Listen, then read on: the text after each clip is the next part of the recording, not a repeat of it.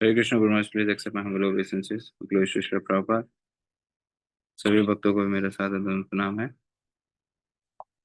और हमारे टॉक का समय हो गया, थोड़ा विलम्ब हो गया, क्षमा चाहते हैं 1 मिनट का। कुछ तकनीकी कारण से हमारे स्पीकर इस्कॉन नासिक के अध्यक्ष श्रीमान कृष्णधन प्रभु, जिनके आने से प्राय गुरु महाराज कहते हैं कि कृष्ण का धन उनके पास है, गुरुजन और आचार्यों की कृपा से, और वे हम सभी को बांटे।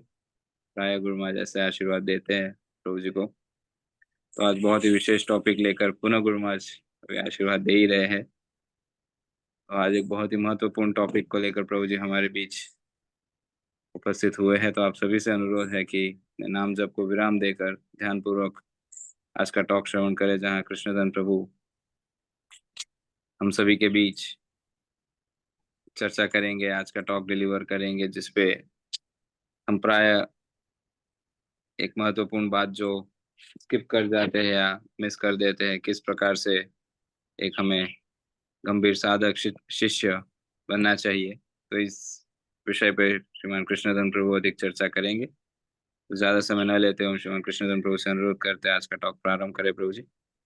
हरे कृष्ण। हरे कृष्णा। परम पूज्य लोकनाथ स्वामी महाराज की जय। महाराज तुम्हाला दंडवत प्रणाम। तुमचे आशीर्वाद हमेशा असू द्यात. Thank you thank you.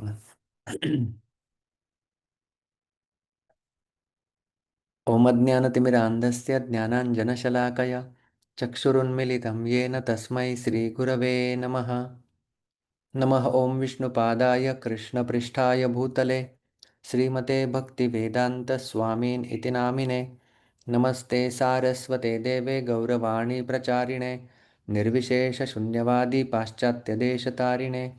वाञ्छाकल्पतरुभ्यश्च कृपा सिन्धुभ्य एव च पतितानां पावनेभ्यो वैष्णवेभ्यो नमो नमः. जय श्री कृष्ण चैतन्य प्रभु नित्यानंद श्री अद्वैत गदाधर श्रीवासदि गौरभक्तवृंद. हरे कृष्णा कृष्णा कृष्णा हरे हरे हरे राम राम राम हरे हरे. हरे कृष्णा. सभी वैष्णव के चरणों में मेरा प्रणाम. और आज पद्ममाली प्रभु ने एक विशेष टॉपिक के ऊपर चर्चा करने के लिए कहा है. How to be an ideal साधका, आइडियल डिसाइपल. एक शिष्य आदर्श हम लोग कैसे हो सकते हैं. तो हाल ही में हमारा भक्ति वैभव पूर्ण हुआ है, और उसमें भी हमें एक प्रेजेंटेशन के लिए टॉपिक था, तो यही टॉपिक मैंने चूज किया था, how to be an ideal disciple. और खास करके श्रीमद् भागवत के जो पहले 6 स्कंद में हैं, उनमें कहाँ कहाँ पर जो है वो एक आइडियल शिष्य का उदाहरण आता है. श्रील प्रभुपाद जी कहाँ कहाँ पर तात्पर्यों में चर्चा करते हैं, और फिर अन्य शास्त्रिक रेफरेंसेस से ये एक मैंने छोटा सा प्रेजेंटेशन बनाया था, लेकिन वो केवल 20 मिनट का था. तो कल मैं जब सोच रहा था कि आपके सामने और इसका यदि प्रस्तुतिकरण अच्छे से करें, तो मैंने एक छोटा सा प्रेजेंटेशन भी बनाने का प्रयास किया था, जिसमें हम एक आइडियल शिष्य के बारे में चर्चा कर सकते हैं, how to be an ideal disciple. तो एक आदर्श शिष्य जो है वो एक समर्पित शिष्य होता है. और एक समर्पित शिष्य को क्या करना चाहिए, ये स्वयं भगवान श्री कृष्ण गीता के 4 अध्याय में बताते हैं.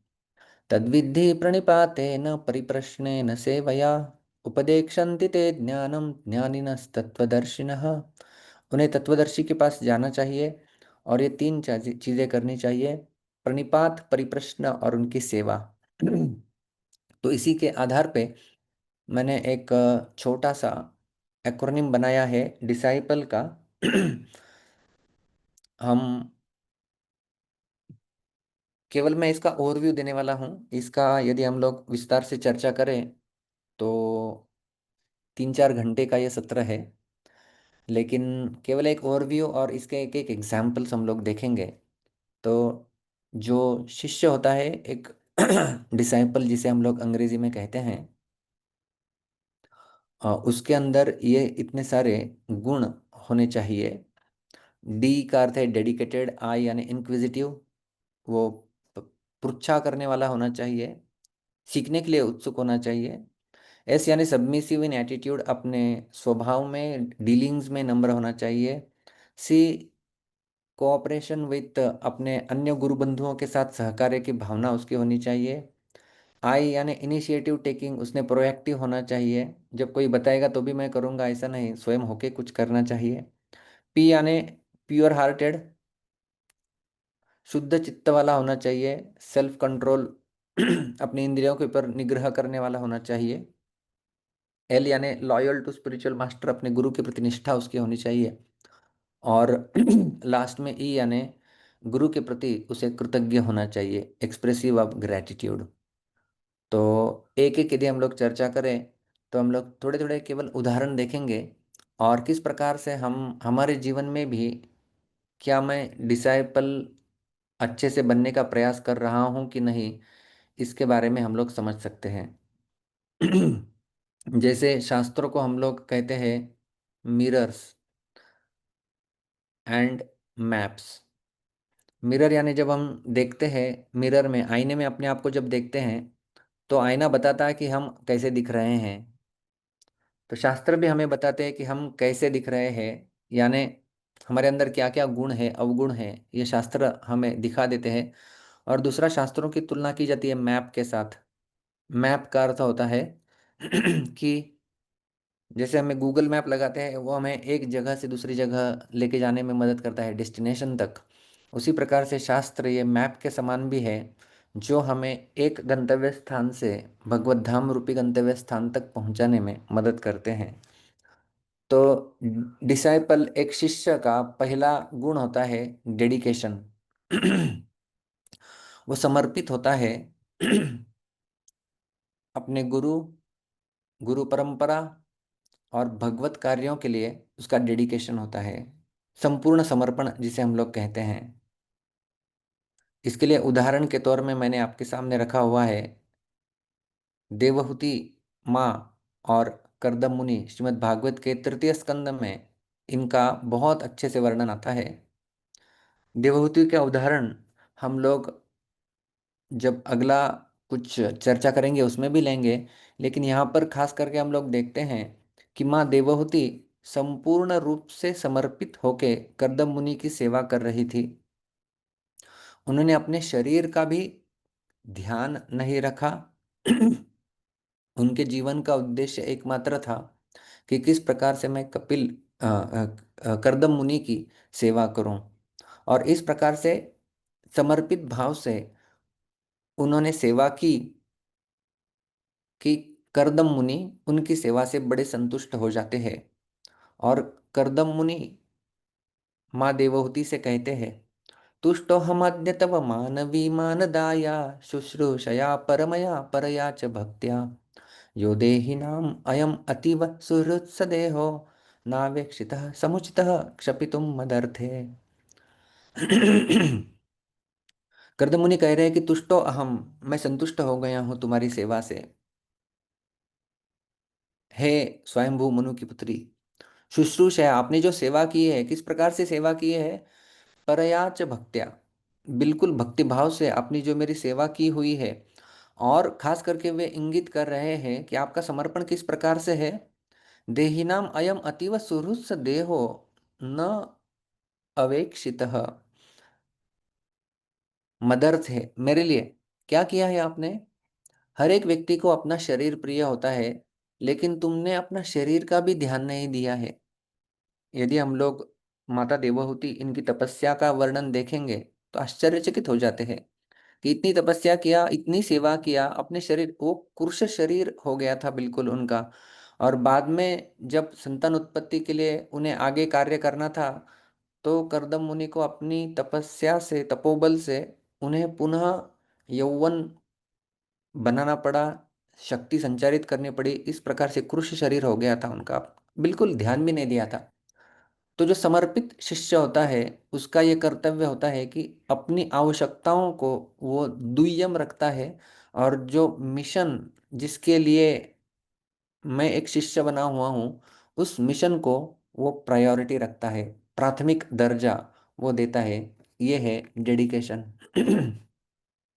अगला एक्रोनिम का शब्द आता है inquisitive to learn spiritual truths.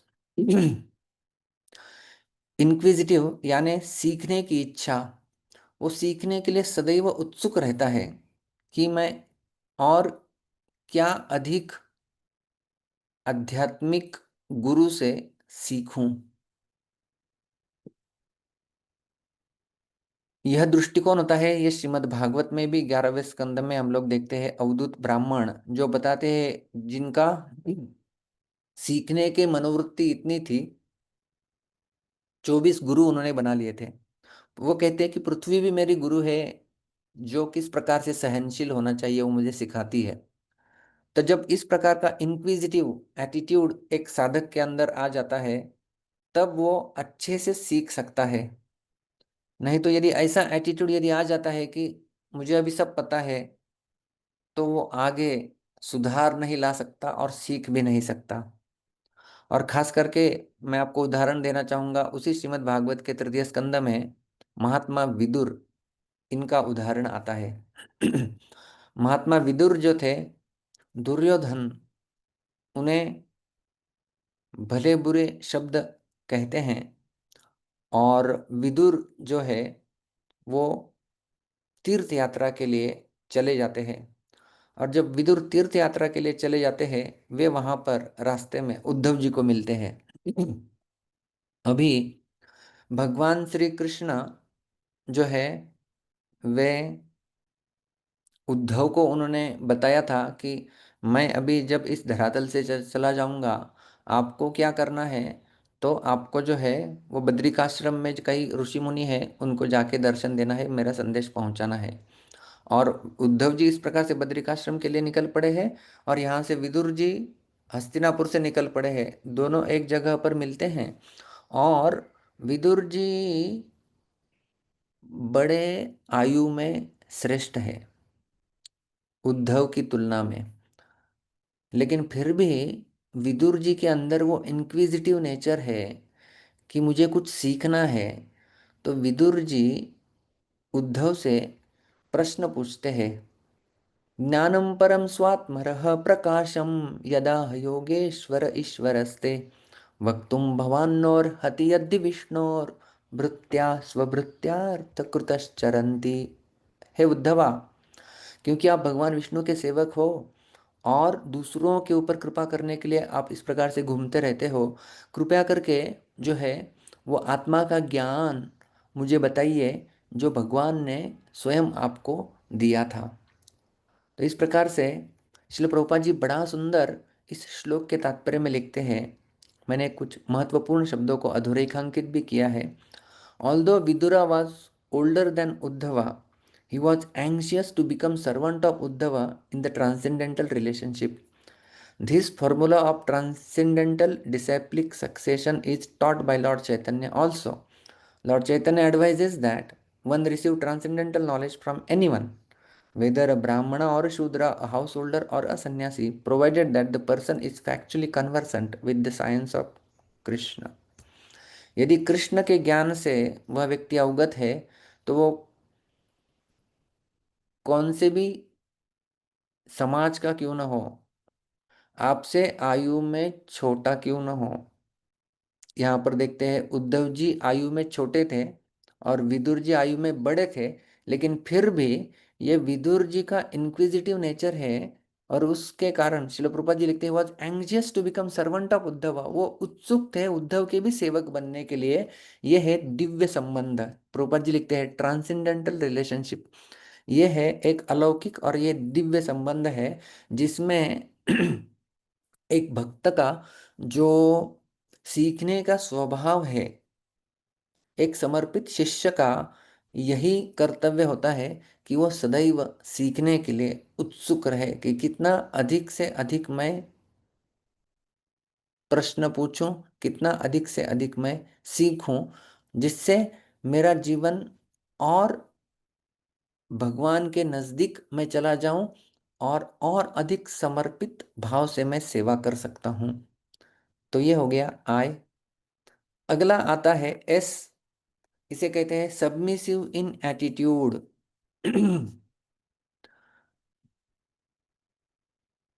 जब व्यक्ति के अंदर नम्र भाव होता है तभी वह अपने आप को समर्पित कर सकता है।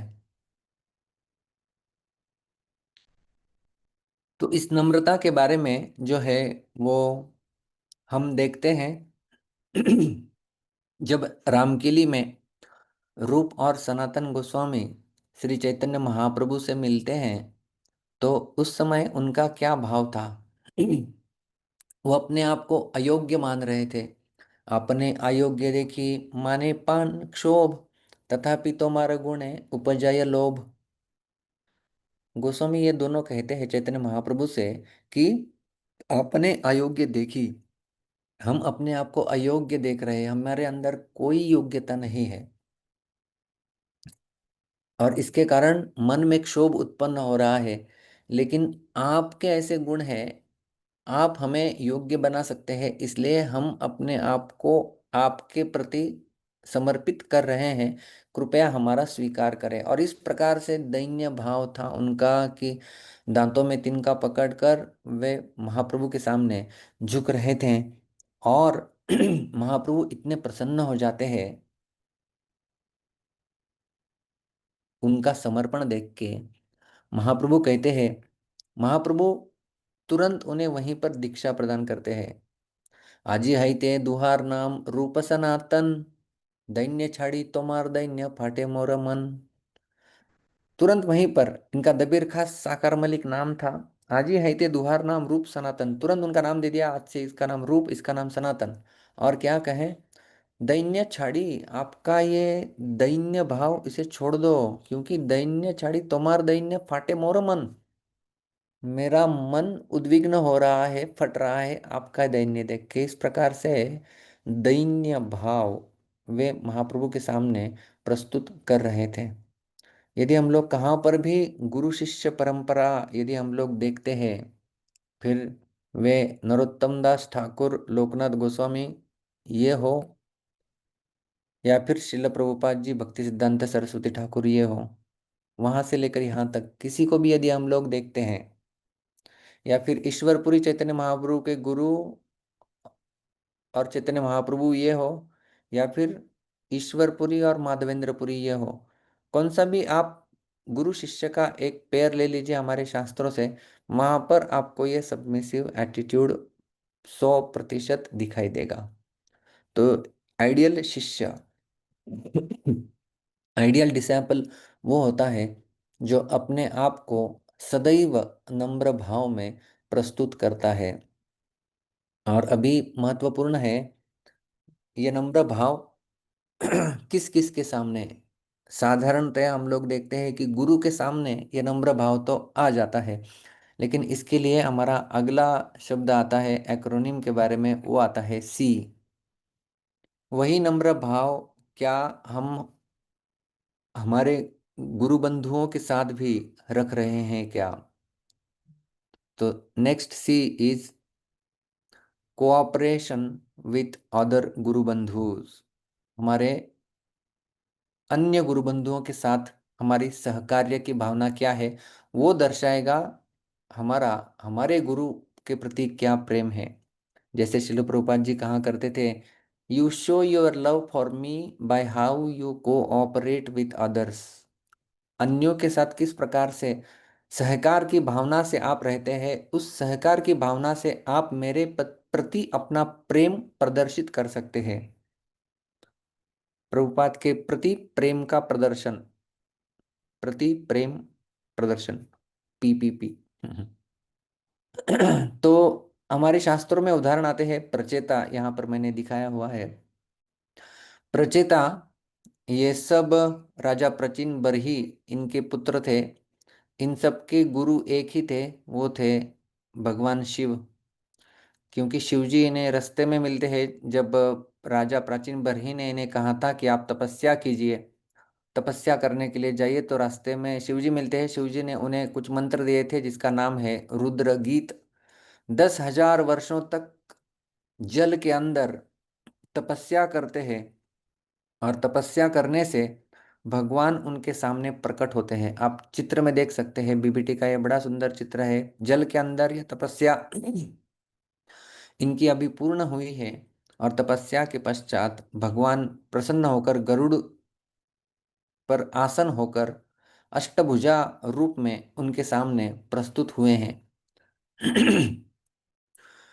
पहले ही शब्द में भगवान उनसे क्या कहते हैं? वरम वृणीद्वं भद्रं वो यूयं मे नृपनंदनाः सौहार्देन पृथक् धर्मस्तुष्टोऽहं सहृदेन वः।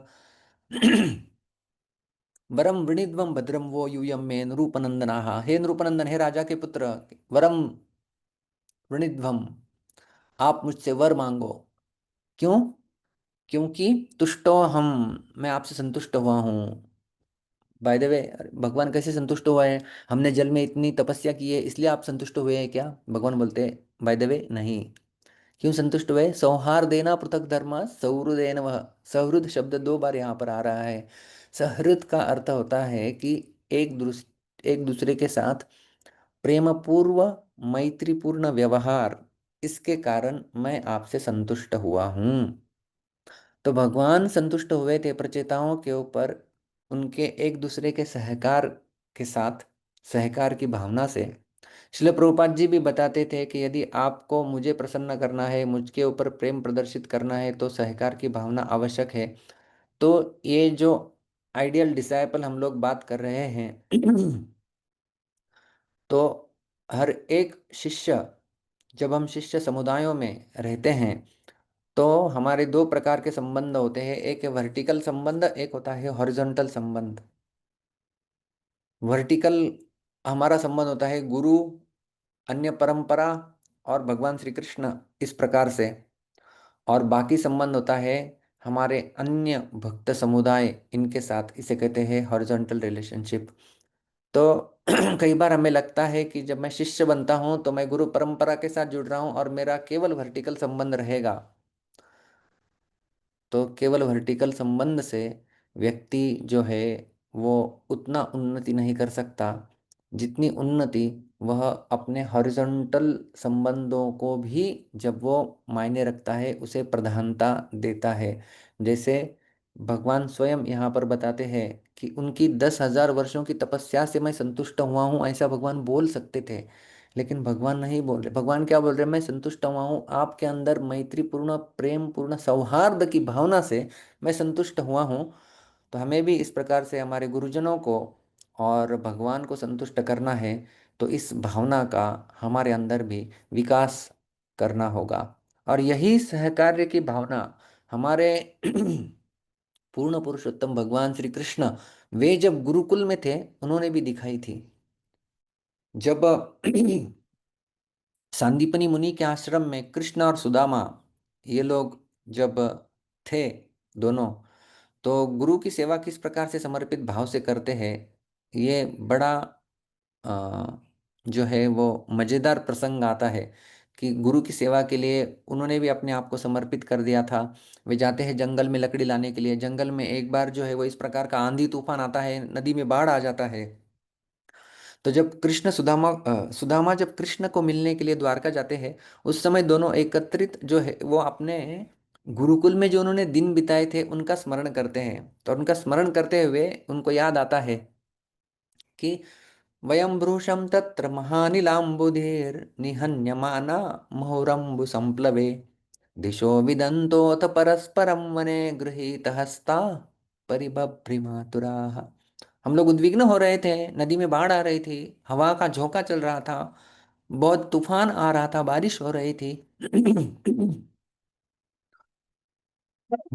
यहाँ यहाँ पर अधोरेखांकित शब्द किया हुआ है हमने, गृहीत हस्ता। गृहीत हस्ता अभी क्या है?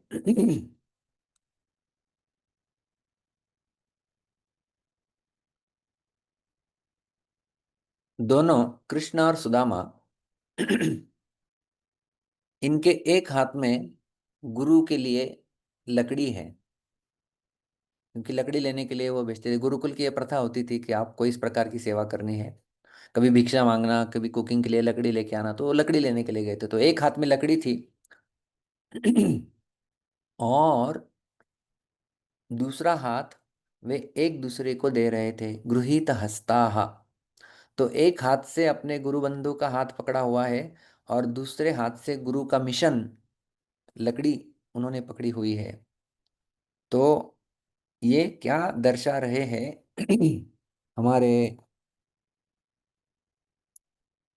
कृष्ण और सुदामा, यह दर्शा रहे हैं कि किस प्रकार से ये जो दो हाथ है हमारे तो एक हाथ में लकड़ी जो रिप्रेजेंट करती है गुरु की मिशन, और दूसरे हाथ में अपने दूसरे भाई का हाथ जो रिप्रेजेंट करता है हमारा मैत्रीपूर्ण प्रेमपूर्ण व्यवहार दोनों के साथ। और जब जब दोनों हाथ एकत्रित आते हैं तभी जो है वो संस्था का आगे उन्नति होता है और न केवल संस्था का उन्नति, एक व्यक्ति का भी उन्नति होके वह भगवान के धाम पहुंचकर अपने जीवन को सफल बना सकता है। तो ये गृहीत हस्ताहा शब्द बड़ा महत्वपूर्ण है, जो हमें दर्शाता है दोनों हाथों का कार्य, एक हाथ से गुरु का मिशन, दूसरे हाथ से अपने जो सौहार्द वाले प्रेमपूर्ण मैत्री वाले भक्तों का समुदाय है उसे प्रतिनिधित्व करता है। अगला आता है आई stands for initiative taking in service. सेवा के लिए वो स्वयं होके आगे आता है कि अभी मुझे ये सेवा करनी है। न केवल जो कुछ मुझे बताया गया है वो सब मैं अच्छे से कर रहा हूँ वो भी शिष्य होता है, लेकिन जब हम शिष्यों के स्तर देखते हैं तब श्रीमद् भागवत के 9वें स्कंद में शिष्यों के 4 स्तर बताए गए हैं। उत्तमश्चिंतितं कुर्यात् प्रोक्तकारी तु मध्यमः अधमो अश्रद्धया कुर्यात् अकर्तोच्चरितं पितुः। तो सबसे पहला शिष्ट उत्तम, मध्यम और अधम, आप यहाँ पर देख सकते हैं। ये है उत्तम, ये यहाँ पर है मध्यम और यहाँ पर है अधम। तो 3 श्रेणी है। मैं 4 श्रेणी बताया है, चौथा श्रेणी यहाँ पर है अकर्ता।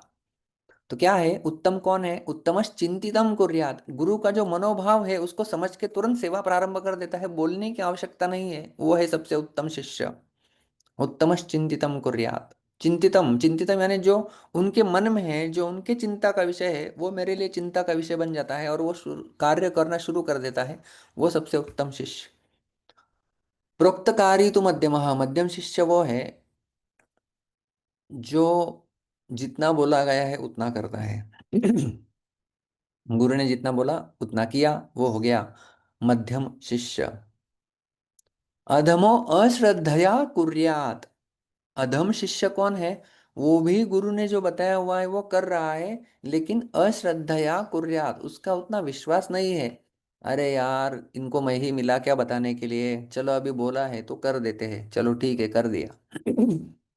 करेगा वो भी, लेकिन वो चेतना उसकी ठीक नहीं है, वो उतनी उन्नति नहीं करेगा, वो हो गया अधम शिष्य। और चौथा श्रेणी में आता है अकर्ता उच्चरितम पितुः, मैं क्यों करूं, दूसरे को बोलो करने के लिए, मैं नहीं करूंगा। यह है अकर्ता, ये चौथे श्रेणी का, इसको श्रेणी में भी नहीं डाला गया है क्योंकि अधम तो ऑलरेडी हो गया है, अधम के नीचे और कहाँ जाएगा। लेकिन इसको कहते हैं उच्चरितम पितुः, अपने पिता का उत्सर्ज मानना चाहिए उसे, वो कुछ काम का नहीं है, जो कुछ करता नहीं है, अकर्ता है। वो उत्सर्ज है पिता का, इस प्रकार से बोला गया है। तो उत्तम शिष्य वो होता है जो गुरु के मनोभाव को समझकर अपनी सेवा प्रदान करता है। मध्यम शिष्य वो होता है जितना बोला गया उतना करता है, प्रेम से करता है। तीसरे श्रेणी का अधम शिष्य होता है जो बोला गया है वो करता है, लेकिन उसकी श्रद्धा नहीं है, वो जोर जबरदस्ती से कर रहा है। और चौथा शिष्य कुछ नहीं करता है, इस प्रकार से। तो हमारा ये मनोभाव होना चाहिए। हम जो आय की चर्चा कर रहे हैं, inquisitive, initiative, initiative taking in service, सेवा के लिए आगे आना, तो ये इनिशिएटिव टेकिंग वाला हमने जो है वो शिष्य बनने का प्रयास करना चाहिए कि कोई उपदेश मिले, उस मिलने से पहले ही जो है वो उनका मनोभाव समझकर उनकी सेवा करना प्रारंभ कर देना। आगे आता है P, stands for pure hearted and practising self control. अपने चित्त को वो शुद्ध रखता है और इंद्रियों के ऊपर नियंत्रण रखते हुए वह सेवा के लिए समर्पित अपने आप को करता है। जैसा मैंने कहा था, देवहूति माता का उदाहरण हम पुनः एक बार देखेंगे। तो यहाँ पर आता है किस प्रकार से हमने डेडिकेशन में भी उनका उदाहरण देखा था, और यहाँ पर खास करके सेल्फ कंट्रोल प्रैक्टिस में उनका बड़ा महत्वपूर्ण उदाहरण हम लोग ले सकते हैं। तीसरे स्कंद के 23वें अध्याय में माँ देवहूति ने किस प्रकार से कर्दम मुनि की सेवा की, इसके लिए 3 श्लोक आते हैं 23वें अध्याय के, 1, 2, 3।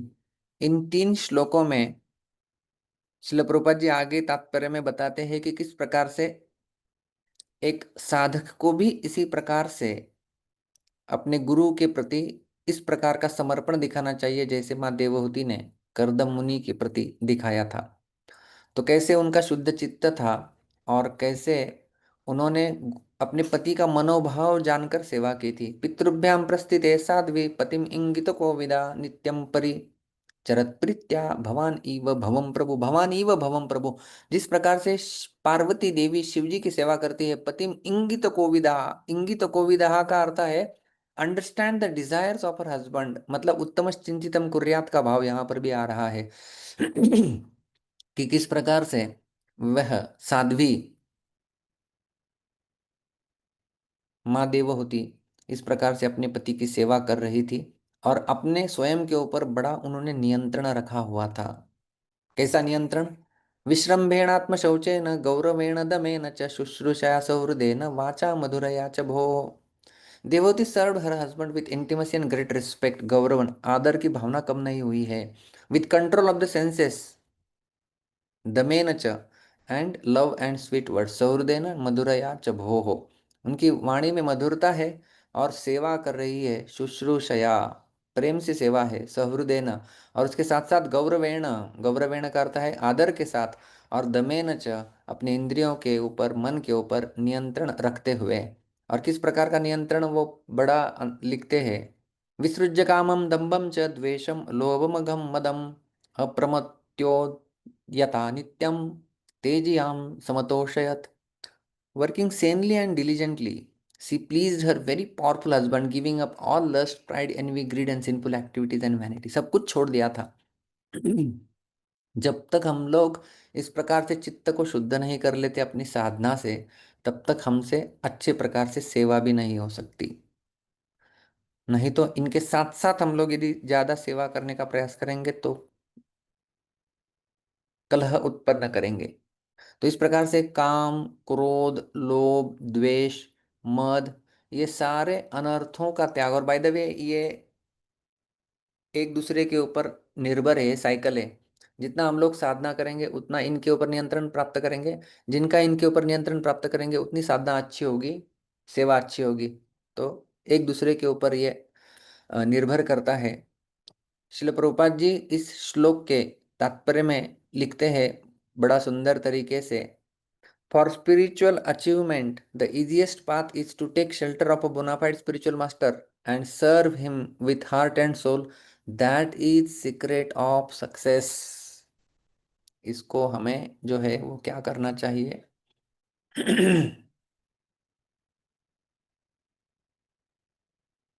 अलग रंग में लिख सकते हैं इसको, that is the secret of success. तो प्रभुपाद जी का बोला हुआ सीक्रेट ऑफ सक्सेस फॉर्मूला चाहिए तो आप ले सकते हैं।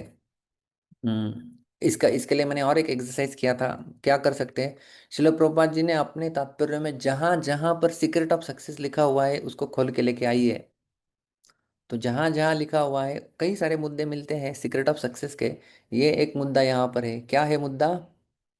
आध्यात्मिक गुरु की शरण लेके serve him with heart and soul, अपने संपूर्ण हृदय से समर्पित भावना से उनकी सेवा करना, ये जो है ये शिष्यत्व का लक्षण होता है।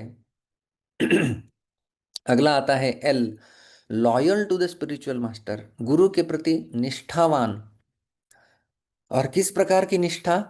यहाँ पर पुनः वही कर्दम मुनि, उनका उदाहरण मैं देना चाहूंगा। जो देवहूति माता ने उनकी सेवा की, करदम जी की, वो तो हमने देखा। लेकिन करदम भी अपने गुरु के प्रति, वरिष्ठों के प्रति कैसा समर्पित भाव था, कैसे निष्ठावान थे, ये हम लोग देख सकते हैं। करदम मुनि जब अपनी तपस्या किए वे भी, और तपस्या करने के पश्चात स्वयंभू मनु आते हैं, देवहूति का हाथ उन्हें देते हैं, देवहूति उनकी सेवा करते हैं। उनको फिर करदम और देवहूति, उनको 9 पुत्रियां होती है, एक पुत्र होते हैं। देखिए, दोनों आइडियल डिसाइपल का कपल है ये, करदम और देवहूति। ऐसे शिष्यत्व को उन्होंने अपने जीवन से समर्पित किया। भगवान स्वयं कपिल देव के रूप में उनके घर पर प्रकट हुए। इसे कहते हैं आइडियल डिसाइपल। देवहूति भी उसी प्रकार से पति की सेवा, और जो पति वो पति किस प्रकार से निष्ठावान, अपने वरिष्ठों की आज्ञा पालन में। ब्रह्मा जी वहां पर आ जाते हैं कपिल मुनि का जन्म होने के पश्चात, और ब्रह्मा जी करदम और देवहूति का गुणगान करते हैं, कितने बढ़िया है आप। और उसमें तात्पर्य में शिल प्रभुपाद जी बताते हैं, to honour the spiritual master means to carry out his instructions word for word.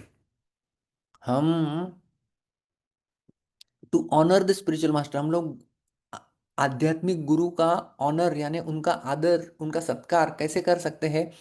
केवल माला पहनाकर, केवल गुरु महाराज की जय बोलकर, केवल उनके चरणों में दंडवत करके, वो तो करना ही चाहिए, लेकिन उसके साथ साथ कहते हैं, मीन्स क्या है, उसका अर्थ क्या है? To carry out his instructions word for word, हर एक शब्द को उनका पालन करना, यह होता है गुरु के प्रति आदर दिखाना।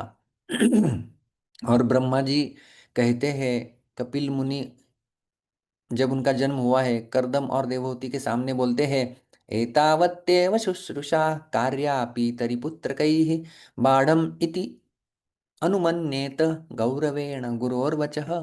गौरवेण गुरोर्वचः, यह होता है गौरव गुरु के वचनों का। कैसे होता है? एतावत्येव शुश्रूषा, इस प्रकार से सेवा करनी चाहिए।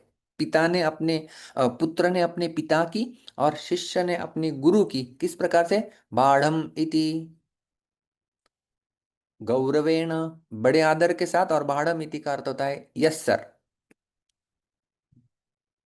इस प्रकार से प्रभुपाद जी इसके तात्पर्य में लगते हैं, द सन और the disciple should accept the words of spiritual master and father without hesitation. कुछ शंका नहीं होनी चाहिए, कुछ उपदेश दिया है तो। What ever the father and the spiritual master orders should be taken without argument. Yes, yes बोल के उसको स्वीकृति देनी चाहिए, उसका स्वीकार करना चाहिए, नो क्वेश्चंस आस्क्ड। तो इस प्रकार से यह होता है लॉयल्टी। और इसी के आगे प्रभुपाद जी बताते जाते हैं, Vishwanath Chakravarti Thakur has stated that the order of the spiritual master is the life and soul of the disciple.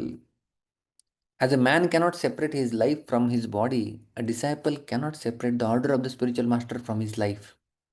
If a disciple follows the instruction of the spiritual master in that way, he is sure to become perfect. यहाँ पर हम लोग वापस देखते हैं, इसका मैं रंग परिवर्तन कर देता हूँ। He is sure to become perfect. पीछे पिछले तात्पर्य में हमने सीक्रेट ऑफ सक्सेस देखा था, यहाँ पर भी प्रभुपाद जी क्या बोल रहे हैं? Sure short formula to become perfect. क्या है परफेक्ट बनने के लिए? और वो कोट कर रहे हैं विश्वनाथ चक्रवर्ती ठाकुर। इनको विश्वनाथ चक्रवर्ती ठाकुर ने क्या कहा था कि ये हमारे स्पिरिचुअल मास्टर की जो ऑर्डर है, that is life and soul of discipline. Life and soul मतलब हमारा जीवन। अभी हम लोग कल्पना कीजिए, हमारा जीवन जब जीवन चला जाता है, मतलब आत्मा चला गया शरीर से, तो शरीर मृत मृत कहलाया जाएगा। उसी प्रकार से जब गुरु की आज्ञा हमसे छूट जाएगी तो हम मृत हो रहे हैं, इस प्रकार से वो अपना जीवन मान रहा है। ये है आइडियल डिसाइपल, आइडियल शिष्य। और आखिरी में ई आता है, ही इज एक्सप्रेसिंग ग्रेटिट्यूड। सदैव जो ज्ञान हमें मिला हुआ है, जो परंपरा के साथ संपर्क बनाने की संधि उसे मनुष्य जीवन में उपलब्ध हुई है, उसके प्रति उसकी कृतज्ञता की भावना, एक्सप्रेसिव, हमेशा अपनी कृतज्ञता जताता है। और मैंने 2 उदाहरण आपके सामने शास्त्रों से रखे हुए हैं, इनके श्लोक भी है, लेकिन हमारे पास इतना समय नहीं है इनके श्लोकों की चर्चा करने के लिए। लेकिन जब ध्रुव महाराज उन्हें वैकुंठ विमान लेने के लिए आया था, और अपने धाम वैकुंठ धाम जा रहे थे, उस समय वो अपनी कृतज्ञता जताते हैं माँ सुनीति के प्रति, और पूछते हैं सुनीति कहाँ है? तो विष्णुदूत बोलते हैं कि सुनीति के लिए अलग विमान वहां पर खड़ा हुआ है। कल्पना कीजिए, भगवान के धाम जा रहे हैं, लेकिन उन्हें स्मरण हो रहा है सुनी थी, उनकी माँ भी थी और वर्त्म प्रदर्शक गुरु भी थी, कि उन्होंने मार्ग दिखाया था किस प्रकार से तुम भगवत प्राप्ति को कर सकते हो। और उन्होंने ध्रुव महाराज का भी उदाहरण है, उन्होंने किस प्रकार से अपने जीवन को समर्पित किया, नारद मुनि के दिए हुए उपदेशों को अपना जीवन समझ लिया। जैसे हम लोग पिछले एल में देखे थे, लॉयल, समर्पित किया अपने आप को गुरु के उपदेशों का पालन करने के लिए, सिद्धि प्राप्त हो गई। सिद्धि यानी कार्य की सिद्धि। और फिर जब जीवन के आखिर में भगवान के धाम में जा रहे थे, लेकिन फिर भी कृतज्ञता जता रहे हैं अपने उन गुरुओं के प्रति जिन्होंने उन्हें मदद किया था। उसी प्रकार से प्रहलाद महाराज जब नरसिम्हा देव को प्रार्थना अर्पण करते हैं, उनकी कई सारी प्रार्थनाएं हैं श्रीमद् भागवत के 7वें स्कंद के 9वें अध्याय में। उसमें एक प्रार्थना में वे कहते हैं, कथम विसृजे तव भृत्य सेवाम। आपके जो सेवक है यानी नारद मुनि, उनकी सेवा को मैं कैसे त्याग सकता हूँ। क्योंकि प्रहलाद को नरसिम्हदेव बोल रहे थे कुछ वर मांगो, तो वो भी वर मांगने से पहले अपनी कृतज्ञता जताते हैं कि आपका दर्शन हमें हुआ है, क्योंकि इन गुरुओं का मार्गदर्शन हमें मिला हुआ है। तो सदैव अपनी कृतज्ञता का भाव रखना अपने वरिष्ठों के प्रति। यह कृतज्ञता का भाव ही आध्यात्मिक जीवन में आगे बढ़ने के लिए, उन्नति करने के लिए एक चाबी है। यह कृतज्ञता जब समाप्त हो जाती है, तो डिसाइपल जीवन जो है वो समाप्त हो सकता है। तो ये कृतज्ञता का भाव हम जब जताते हैं, ये फाउंडेशन है। ये जब कृतज्ञता का भाव रहेगा, तब ऊपर वाले सारे गुण धीरे धीरे धीरे आ सकते हैं। लेकिन ये भाव जब नहीं रहेगा, तब सबमिसिव एटीट्यूड, लॉयल्टी, निष्ठा, ये सब दूर की बात है। तो ये कृतज्ञता का भाव जो है, क्योंकि उन्होंने मुझे शिष्य बोल के स्वीकार किया हुआ है, मैंने कृतज्ञता जतानी चाहिए। और इस प्रकार की कृतज्ञता जो है वो शिष्य जताता है। और एक आइडियल डिसाइपल के रूप में, निष्कर्ष के रूप में यदि हम लोग देखें, तो हमारे प्रिय श्रील प्रभुपाद जी, किस प्रकार से आप यदि देखें, तो जो एक्रोनिम हमने देखा है डिसाइपल का, डेडिकेशन, इंक्विजिटिव और सबमिसिव और कोऑपरेटिंग और pure hearted, loyal to the instructions, expressing gratitude, और बीच वाला जो आय था, उसमें हमने देखा था कि इनिशिएटिव टेकिंग, किस प्रकार से इनिशिएटिव लिया उन्होंने। और उन्हें केवल इतना बताया गया था कि आप अंग्रेजी भाषा में प्रचार करो, लेकिन सारे डिटेल में कुछ नहीं बताया था कि वो कहाँ जाओ, कौन से देश में जाओ। तो ये सब प्रभुपाद जी ने इनिशिएटिव लिया, चलो अभी मैं इस्कॉन की स्थापना करता हूँ, चलो अभी मैं यहाँ जाऊँगा, इस देश में जाऊँगा। तो इस प्रकार से शिल प्रभुपाद जी हमारे सामने एक आइडियल डिसाइपल का उदाहरण प्रस्तुत करते हैं। उनके उदाहरण को जब हम लोग देखते हैं, तो हमें भी प्रेरणा मिलती है कि हमने भी एक अच्छा शिष्य बनने का जो है वो सदा सदा प्रयत्न करना चाहिए, प्रयास करना चाहिए। और जब हम इस प्रकार से प्रयत्न करेंगे, तभी हम लोग एक अच्छा शिष्य बन पाएंगे, अच्छा शिष्य बनेंगे, अच्छा साधक बनेंगे, अच्छा साधक बनेंगे तो फिर अच्छा भक्त बनेंगे, अच्छा भक्त बनेंगे तो भगवान के धाम में जाने के लिए पात्र बन जाएंगे। बहुत बहुत धन्यवाद। हरे कृष्णा। वास्तव में मैं तो एक आइडियल डिसाइपल नहीं हूँ, लेकिन आप सबका आशीर्वाद यदि मेरे ऊपर बना रहे, तो मैं भी एक आदर्श शिष्य बनने का प्रयास अपने जीवन में करूँगा। तो आप सभी मुझे आशीर्वाद दीजिए, और खास करके महाराज जी का आशीर्वाद और सारे वरिष्ठों का आशीर्वाद, सबका आशीर्वाद की अपेक्षा करते हुए यहाँ पर हम लोग विराम देते हैं। बहुत बहुत धन्यवाद। हरे कृष्णा। बहुत बहुत धन्यवाद प्रभु जी। बहुत ही सुंदर भाव से आपने इतना महत्वपूर्ण विषय या इतने महत्वपूर्ण टॉपिक को सभी के बीच रखा है। एज यूजुअल आपकी एक्सपर्ट प्रेजेंटेशन स्किल से टॉपिक बहुत ही सरलता से आपने सभी को समझाया। तो सभी भक्तों की ओर से महामंत्र का उच्चारण करके हम श्रीमान कृष्णधन प्रभु का हृदयपूर्वक आभार व्यक्त करते हैं आज के इस सत्र के लिए। हरे कृष्ण कृष्ण कृष्ण हरे हरे, हरे राम राम राम हरे हरे। और पुनः सभी भक्तों की ओर से प्रभु जी आपके चरणों में प्रार्थना करते हैं, समय समय पे हमें अपना संग सानिध्य और मार्गदर्शन प्रदान करते रहिए, ताकि हम भी एक ना एक दिन तो आपकी कृपा से भक्तों की कृपा से गुरुजनों की सेवा में सद शिष्य बन के, आइडियल डिसाइपल बन के सेवा कर पाए, एटलीस्ट ये होप या एक्सपेक्टेशन तो रख रहे हैं। थैंक यू सो मच प्रभु जी, thank you again for association. Thank you. Shri हरिनाम धन्यवाद प्रभु प्रभु जी। की जय। हरे कृष्ण महामंत्र।